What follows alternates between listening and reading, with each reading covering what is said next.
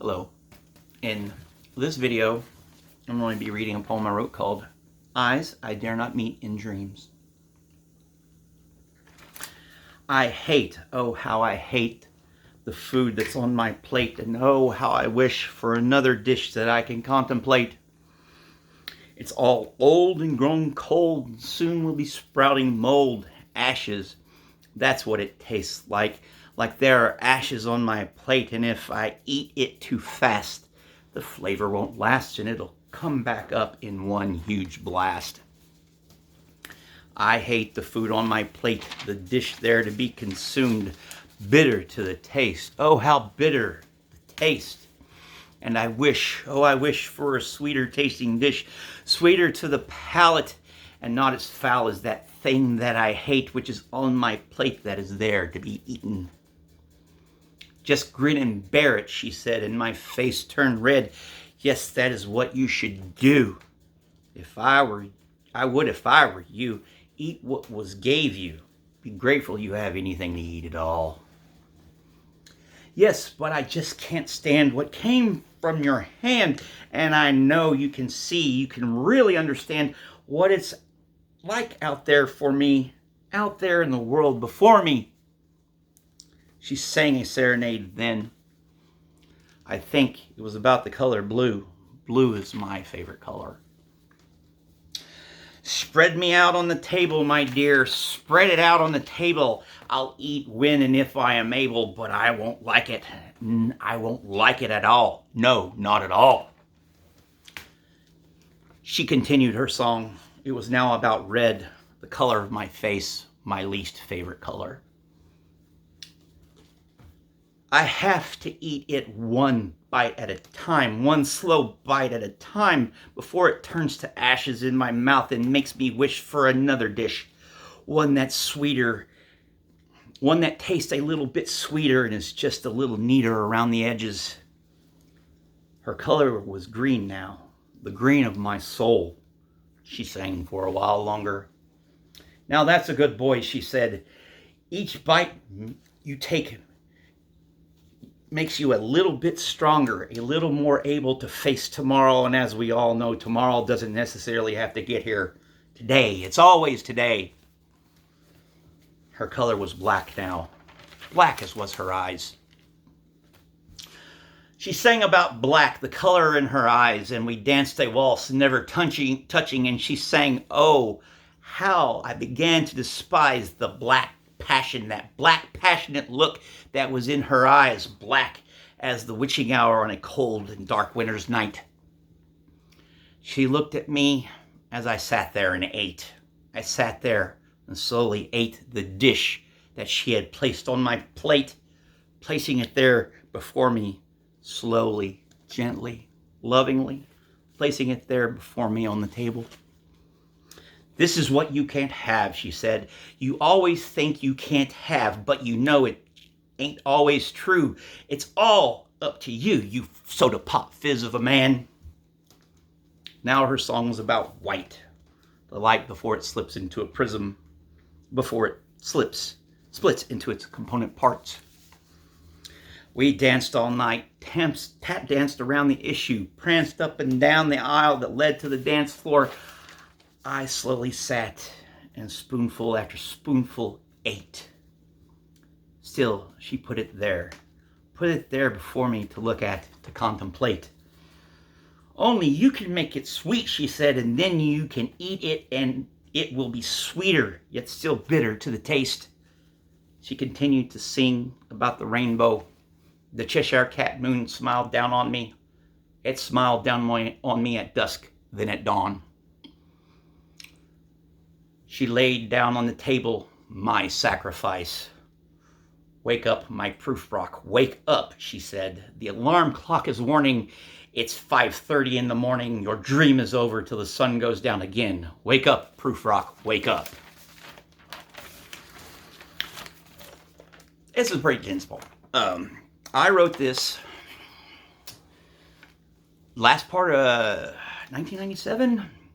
I wrote it about the first woman I ever fell in love with. And oh God, you can tell, I was deeply, deeply, deeply smitten by her. The only problem is she was married. Yeah, there's a couple lines in here that refer to that. See, I met this girl, and I will not name her name, although I will say there's a clue to her name in here. I met her at SAS Shoes in Conway, Arkansas. Guy I grew up with, Rufus Cox, he was working there, and he got me a job there.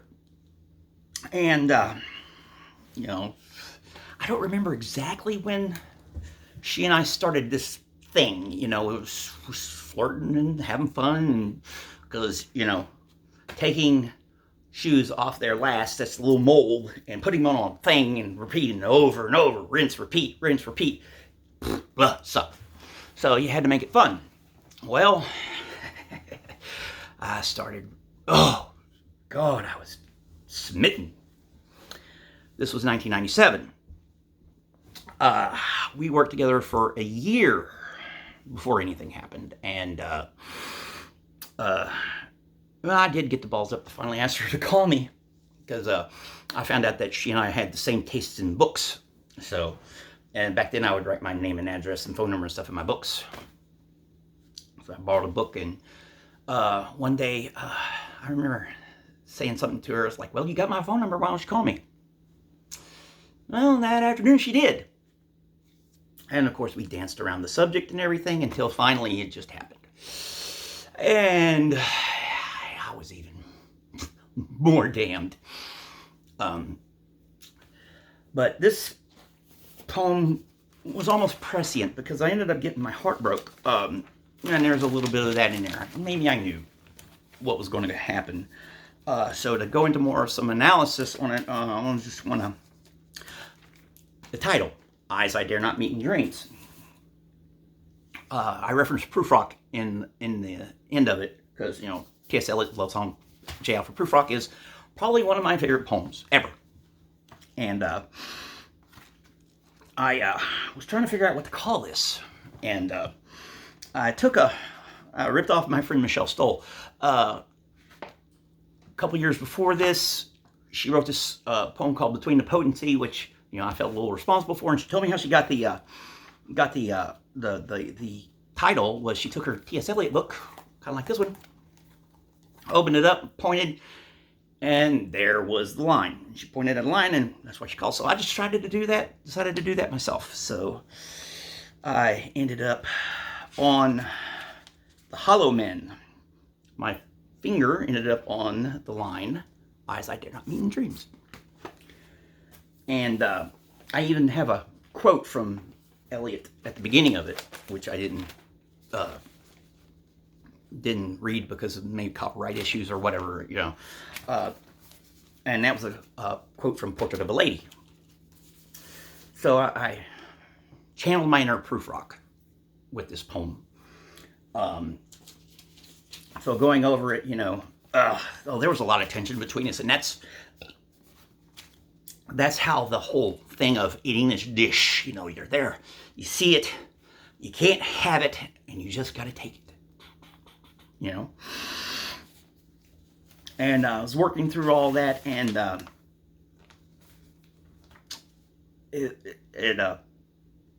and when for example, when I started doing the colors, the image of the colors, you know, red, when I would be around her and stuff, I, you know, get embarrassed real easy. And I have a lot of blood vessels in my face, so I get a really bright red. And then the other color, blue's my favorite color. Red, you know, color of embarrassment. Green, the color of envy. Black, all the colors together. White, black, all the colors split apart. White, all the colors together. Prism, and all that stuff. And then one of my favorite lines, a couple of my favorite lines is, when I say, you know, this is what you can't have. You know, it's like she's putting it out there for me, and but I couldn't have it because I didn't have the balls. That's why I referenced myself as a soda pop fizz of a man. I just like that line, like that image, because it was kind of appropriate. And then we danced all night, tap danced around the issue. It was just a lot of flirting and all that stuff going on. And yeah, there was rumors going on around us and everything. And well, they ended up being true, but a lot later on than when the rumors started. But my favorite lines in this is when I talk about she continued to sing about the rainbow. The Cheshire Cat moon smiled down on me. It smiled down on me at dusk and at dawn. The Cheshire Cat moon. Alice in Wonderland, been one of my thing that I grew up with. I remember the Disney cartoon used to disturb me when I was a kid. But the Cheshire Cat's one of my favorites. One of my favorite characters. He's a trickster, and when you see in the first quarter, the waxing crescent or on the waning crescent up there, it looks like the Cheshire Cat moon. That image where he comes the moon and all that stuff. And it just felt appropriate to put that in there because, this is all a big trick. Fate was playing a trick on me. And I ended up paying for it. I got my heart broke. Severely. Could have got killed. I had heard, because, being in this area, everybody knows everybody. It's a very rural and stuff. And I heard later on that her husband heard about the rumors going on about us at the factory, and because he worked at a different one, and people knew people and stuff like that, and he was going to come after me with a shotgun. So I got out of that one. Got my heart broke, but I didn't get my ass broke. So I hope you enjoyed this. This is a very dense poem, and love is a very, very, very dense subject. So thank you very much for watching to the end. Please subscribe, give me my thumbs up, like this video. Please comment, even if it's just to tell me I'm a dumbass. Please comment and share. Please share. And thank you very much, and I'll see you in the next one.